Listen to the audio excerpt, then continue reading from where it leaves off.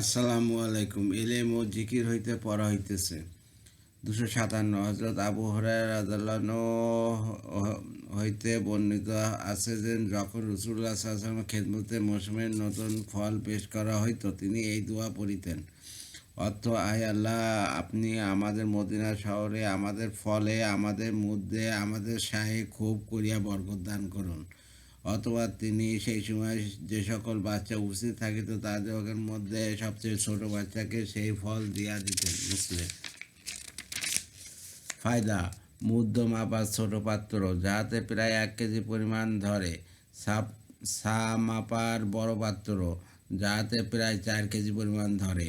258। হযরত ওয়াসি ইবনে জাবের রাদিয়াল্লাহু তাআলা আনহু বর্ণনা করেন যে কতিপয় সাহাবা রাদিয়াল্লাহু তাআলা আনহুম আরজ করিলেন, ইয়া রাসূলুল্লাহ, আমরা খানা খাই কিন্তু আমাদের পেট ভরে না। তিনি ইরশাদ করলেন, তোমরা বোধহয় পৃথক পৃথক খাও।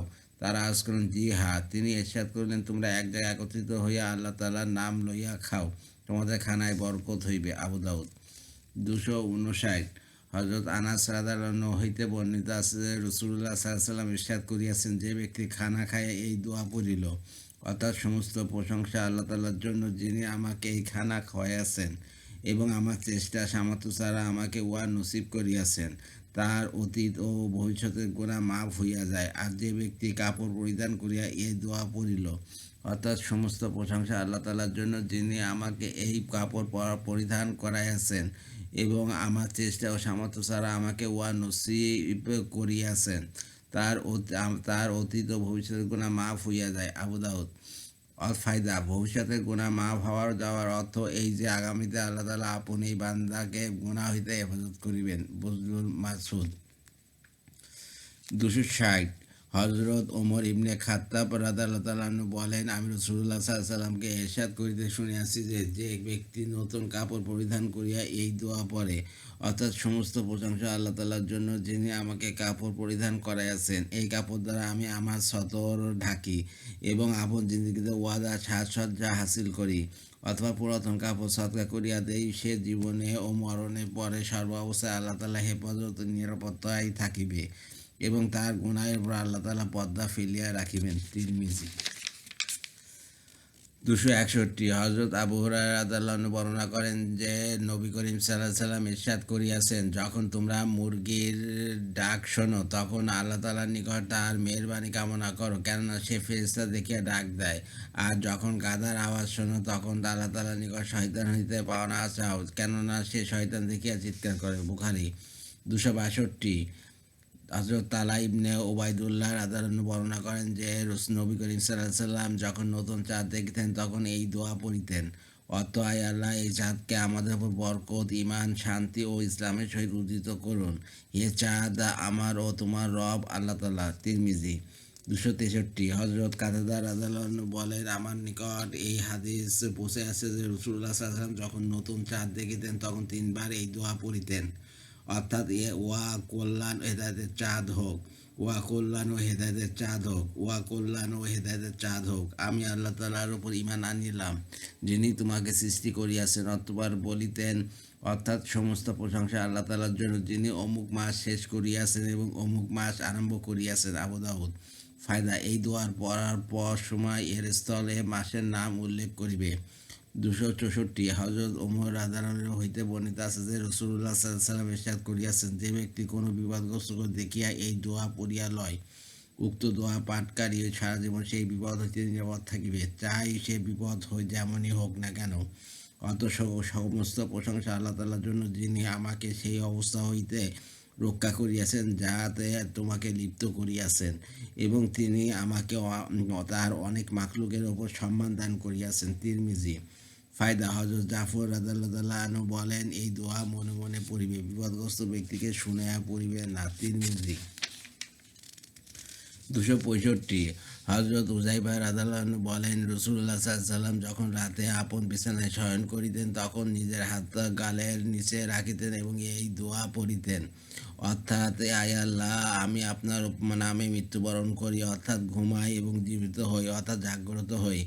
আর যখন জাগ্রত হইতেন তখন এই দোয়া পড়িতেন, অর্থাৎ সমস্ত প্রশংসা আল্লাহ তাআলার জন্য, যিনি আমাকে মৃত্যুর পর জীবন দান করিয়াছেন এবং আমাদেরকে কবর হইতে উঠিয়া তারই দিকে প্রত্যাবর্তন করিতে হইবে। বুখারী 266।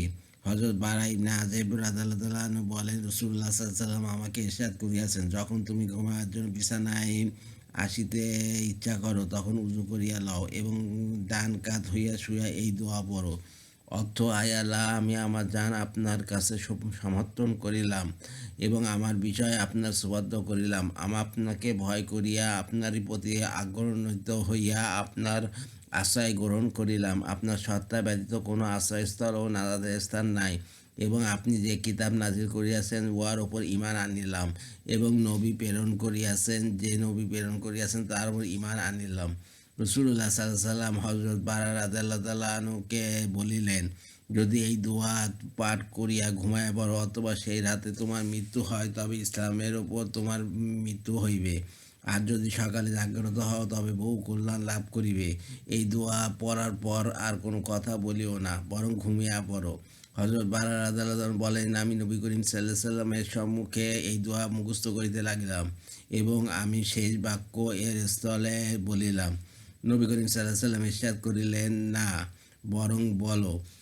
আবু দাউদ, মুসলিম 267। হযরত আবু হুরায়রা রাদিয়াল্লাহু আনহু বলেন, নবী করিম সাল্লাল্লাহু আলাইহি ওয়াসাল্লাম ইরশাদ করিয়াছেন, তোমাদের কেউ যখন আপন বিছানায় আসে তখন বিছানাকে নিজের লুঙ্গির কিনারা দ্বারা 3 বার ঝাড়িয়া লইবে, কেননা তার জানা নাই যে তার বিছানায় তার অনুপস্থিতিতে কী জিনিস আসিয়া পড়িয়াছে, অর্থাৎ হয়তো তার অনুপস্থিতিতে বিছানার মধ্যে কোনো বিষাক্ত প্রাণী আসিয়া লুকিয়া আছে। অতঃপর বলিবে, অর্থ: আয় আমার রব, আমি আপনার নামে আমার পার্শ্বদেশ বিছানায় রাখিলাম এবং আপনার নামে উহা উড়াইব। যদি ঘুমান্ত অবস্থায় আপনি আমার রূহ কবজ করিয়া লন, তবে উহার উপর দয়া করুন। আর যদি উহা জীবিত রাখেন, তবে উহাকে এমনভাবে হেফাজত করুন যেমনভাবে আপনি আপনার নেক বান্দাদের হেফাজত করেন। বুখারী 268। রাসূলুল্লাহ সাল্লাল্লাহু আলাইহি ওয়াসাল্লামের সম্মানিত স্ত্রী হযরত হাফসা রাদিয়াল্লাহু আনহা বলেন, রাসূলুল্লাহ সাল্লাল্লাহু আলাইহি ওয়াসাল্লাম যখন ঘুমাইবার ইরাদা করিতেন তখন আপন ডান হাত আপন ডান গালের উপর রাখিতেন এবং 3 বার এই দোয়া পড়িতেন। অর্থ: আয় আল্লাহ, আমাকে আপনার আপন আযাব হইতে সেই দিন রক্ষা করুন যেদিন আপনি আপন বান্দাদিগকে কবর হইতে উঠাইবেন। আবু দাউদ 269। হযরত ইবনে আব্বাস রাদিয়াল্লাহু আনহু বলেন, নবী করিম সাল্লাল্লাহু আলাইহি ওয়াসাল্লাম ইরশাদ করিয়াছেন, যখন কেউ নিজের স্ত্রীর নিকট আসে এবং এই দোয়া পড়ে অথবা ওই সময়ে সহবাসে যদি তার সন্তান পয়দা হয়, তবে শয়তান কখনো তার ক্ষতি করিতে পারিবে না, অর্থাৎ শয়তান ওই বাচ্চাকে গুমরা করার ব্যাপারে কখনো কামিয়াবি হইতে পারিবে না। দোয়ার অর্থ: আল্লাহর নামে এই কাজ করিতেছি, এ আল্লাহ, আমাকে শয়তান হইতে রক্ষা করুন। আপনি যে সন্তান আমাদেরকে দান করিবেন না, তাহাদেরকে শয়তান হইতে রক্ষা করুন। বুখারী 270। হযরত আব্দুল্লাহ ইবনে আমর রাদিয়াল্লাহু আনহু হইতে বর্ণিত আছে যে, রাসূলুল্লাহ সাল্লাল্লাহু আলাইহি ওয়াসাল্লাম ইরশাদ করিয়াছেন, যখন তোমাদের মধ্য হইতে কোনো ব্যক্তি ঘুমন্ত অবস্থায় ঘাবড়াইয়া যায়, তখন এই কালেমাগুলো পড়িবে, আমি আল্লাহ তাআলার পরিপূর্ণ ও সর্বপ্রকার দোষত্রুটি হইতে পবিত্র। কুরআনী কালেমাসমূহের ওসিলায় তার গুজবা হইতে এবং তার আযাব হইতে এবং তার বান্দাদের অনিষ্ট হইতে, শয়তানের ওয়াসওয়াসা হইতে এবং এই বিষয় হইতে যে শয়তান আমার নিকট আসিবে পানা চাইতেছি। এই উক্ত কালেমাগুলো পড়িলে সেই স্বপ্ন তার কোনো ক্ষতি করিবে না। হযরত আব্দুল্লাহ ইবনে আমর রাদিয়াল্লাহু আনহু নিজের খানদানের যে সমস্ত বাচ্চা সামান্য বুঝমান হইয়া যাইত, তাদেরকে উক্ত দোয়া শিখাইয়া দিতেন এবং আর অবুঝ বাচ্চাদের জন্য এই দোয়া কাগজে লিখিয়া তাদের গলায় ঝুলিয়ে দিতেন। তিরমিজি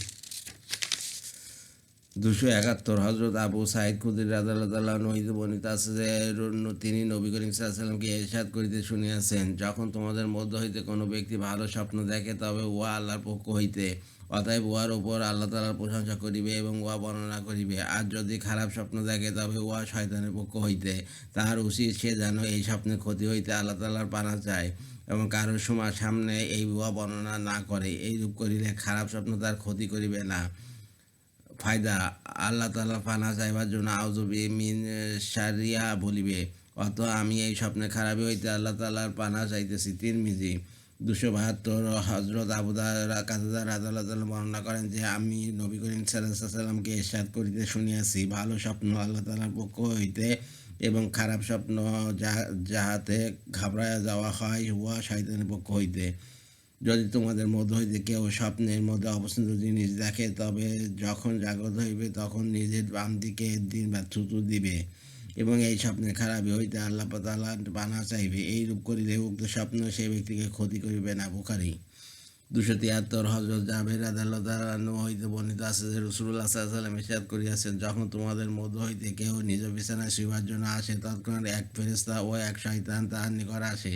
শয়তান বলে, তোমার জাগরণের সময়কে খারাপির উপর শেষ করো, আর ফেরেশতা বলে, উহাকে ভালো কাজের জন্য শেষ করো। যদি সেই ব্যক্তি আল্লাহ তাআলার জিকির করিয়া ঘুমাইয়া থাকে, তবে শয়তান তাহার নিকট হইতে চলিয়া যায় এবং সারা রাত্র একজন ফেরেশতা তাকে হেফাজত করে। অথবা সে যখন জাগ্রত হয়, তখন এক ফেরেশতা ও এক শয়তান তৎক্ষণাৎ তার নিকট আসে এবং শয়তান তাকে বলে, তোমার জাগরণের সময়কে খারাপি দ্বারা শুরু করো, আর ফেরেশতা বলে, ভালো কাজ দ্বারা শুরু করো। তখন সে যদি এই দোয়া পড়িয়া লয়, অথবা কোনো জানোয়ার হইতে পড়িয়া মারা যায়, অথবা অন্য কোনো কারণে তার মৃত্যু হয়, তবে সে শাহাদাতের মৃত্যু লাভ করে। আর যদি সে বাঁচিয়া থাকে এবং দাঁড়ায় নামাজ পড়ে, তো তবে সেই নামাজের উপর তার বড় বড় মর্যাদা হাসিল হয়। এই পর্যন্ত হচ্ছে মুনতাকাব হাদিসের এলেম ও জিকির পর্যন্ত পড়া হয়েছে। আর আর আমার ইউটিউব চ্যানেল রিপন কোরাস, ওইটাকে আপনারা সাবস্ক্রাইব করবেন দয়া করে, আর লাইক কমেন্ট শেয়ার দেবেন আমার ভিডিওতে। আর রিপন কোরাস হচ্ছে আমার ফেসবুক পেজ, ওইটাকে আপনারা ফলোতে রাখবেন। সবাই ভালো থাকবেন, সুস্থ থাকবেন। আল্লাহ হাফেজ।